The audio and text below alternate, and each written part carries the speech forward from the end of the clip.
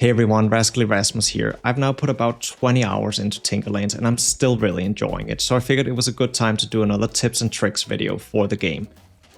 The first tip we're gonna talk about today is that you can actually build out these little mini biomes. So as you can see over to the left, I built out a little mini desert. Over to the right here, I built out a little mini ghostlands. Up here, I built out a little mini snow biome and so on. The main reason this is beneficial is for fishing, as fishing can be pretty tough to do when you're in the actual biome, especially the more difficult biomes, as you'll be swarmed by enemies. But since these mini biomes are really small, you won't see very many enemy spawns, and as such these can be very helpful for fishing. However, constructing them can be a little finicky. They need to be placed somewhat far apart, as otherwise they will sort of overlap each other and that can cause some issues. The sizing I'm also not 100% sure on, but it seems to work for the most part as long as you're doing it as 7x7, so a width of 7 tiles and a height of 7 tiles at least. More is better, I think, for this. If you are having issues with it, it usually helps digging up a tile or two and placing them back down, as that will sort of reset the biome seemingly. When I start fishing here, I should hopefully be catching a Ghostlands fish. Okay, so now we got a fish on the hook here, so let's see. And this is a ghost eel, which is a Ghostland native fish. So as you can see, it's working. And so I strongly recommend when you go to a new biome, you don't need to build out all these islands, but just dig up some of the dirt in case you want to fish close to your base in this specific biome. Next, a quick tip is to use your cosmetic slots as extra storage for armor while running around. And also you can utilize your destroy slot as extra storage. Just make sure you don't put another thing on top of it, then the item should be perfectly safe. And lastly, also make sure that you put the coins down into the coin slots, because when you loot coins from chests and stuff, they tend to end up in your backpack and not in your coin pouch. So make sure the coins go down here to save some additional space as well. Next, I want to explain how the summoner works. The summoner is this NPC that you meet in the Ghostlands, and he is selling the Eye of Truth initially. That's the only thing he's selling, and it's this accessory with the text "enemies might drop hidden items." And as far as I've been able to tell, the only enemies that actually drop these hidden items are bosses, which drops their own soul. And this soul you can consume, and once you consume the soul, the summoner will start selling the boss's summoning item.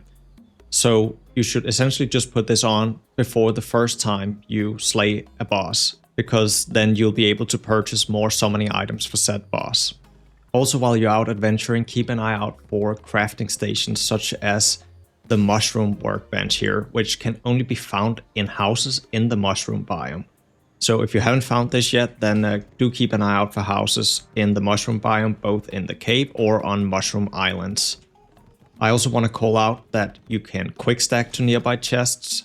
This button down here, there's currently no keybind, but if you click this, it will stack items to nearby chests. So just spam click this a bit and all your items will be quick stacked. Likewise, I also want to point out that you can rename chests. So by right clicking any chest and pressing here, you can type whatever you want the chest to be called. And this can be very helpful for keeping track of what stuff you have in what chests. Another quick tip is to slay bosses for gold, because not only do bosses in Tinkerlands drop a lot of money, they also drop items that you can sell. And for taking on these bosses, if you have especially the merman boots or the flippers, so you swim faster in water, and if you have frog legs as well, that's a bonus, but then I'd strongly recommend fighting them in water, because through doing quests for the fishermen, you can get the starfish brooch here. And this accessory gives you 25% extra damage while wet. And so if I equip this, I will deal significantly more damage to the boss. On top of that, there's also other benefits to fighting bosses in the water, such as the spider boss won't be able to put down webs to slow you in the water and so on. So obviously I am gonna completely annihilate the Slime King here, but if he can stop jumping. But yeah, the tip is just kill bosses for gold and fight them in the water if you have movement speed in the water. I also want to explain how the ship works and how you acquire it. First of all, you need to have the full game. It's not available in the demo. And then you need to rescue the carpenter. And you rescue the carpenter in the center of the cave. And the cave is found in the snow biome. So once you've rescued the carpenter, you build him a house, and once you do that, you can talk to him and he will repair your ship for you. So to control the ship, you just right-click the steering wheel here, and you can select islands that you want to travel to. The first time you travel to a new island, that means any island that doesn't have a little flag on it, you need to be paying a map chart to go to the island. These drops from enemies, and they can also be purchased. The islands can be specific biomes, so you can essentially choose which biome you want to go to, and as you can see, they will also list what difficulty the biomes are. The locked biomes you need to unlock by slaying specific bosses and unlocking specific map charts. Aside from that, you can re-roll the islands using compasses, which can also be dropped by enemies and also be purchased. It's worth noting that it's only the host in co-op that can travel to different islands, and if the host chooses to travel, all players will follow along with the host. So do communicate with your teammates before traveling. To purchase more map charts and compasses, you just go to the basement here of the ship and you talk to this guy. And he will sell you these things. And it's also worth noting that you can say this about this island and he will tell you a fact about the island and mark a specific place on the island. So he might mark where, I don't know, the wastelands are located on the main island. We can try it, see what he says. He says, I've heard of a place inside the caves with strange but colorful trees. I've marked it on your map. Okay, so that sounds interesting. So obviously this is not very quick for me to check, but if you go into the caves, there will then be a marker on the map saying probably strange and colorful trees.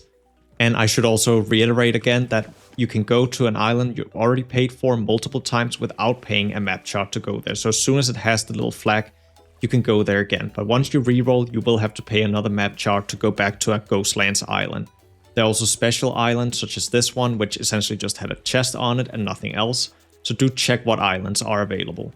I should also mention that while you're on different islands than the main island, the recall scroll or recall potions will be taking you back to the ship and not all the way back to your house. So these are safe to use to just head back to the ship, and as you can see, you can put chests in the ship so you can store items you find on the island without having to head home to drop stuff off, which is especially convenient when you're playing co-op because, yeah, as I mentioned, both players have to go if one player goes. It's also worth noting that when you travel to an island, you do lose all your buffs, so don't buff before you go to an island, buff after you go to an island. And it will also remove all your summons when you travel to an island, so you will have to re-summon your summons if you have any of these. Then speaking of storage on my ship, I do want to recommend that you store any region-specific items, such as jungle keys, for instance, that I might not necessarily need right now, on your ship, so that when you go to the jungle, you have keys on the ship in case you find a door or something you want to open with a key. Similarly, I also want to recommend that you store your map charts and your compass on the ship, so it's easy to just grab them from here, because you'll only be needing them on the ship. And lastly, a very small bonus tip is to change settings. I struggled a bit when I first launched the game, because it's not very intuitive, but to turn volume up, you can left click, and to turn volume down, you can right click. So to change the settings, you just left and right click, and I'm sure on a controller it's something similar. 2 different buttons you need to press. There's no moving a slider or anything like that. So yeah, don't get tricked like I did. Anyways, that's all the tips for this video. I will likely have another video coming pretty soon, so stay tuned for that. And with that, thank you so much for watching. If you enjoyed the video, of course, I really appreciate a like or subscribe. But regardless, thank you so much. Have a very nice day. Until next time.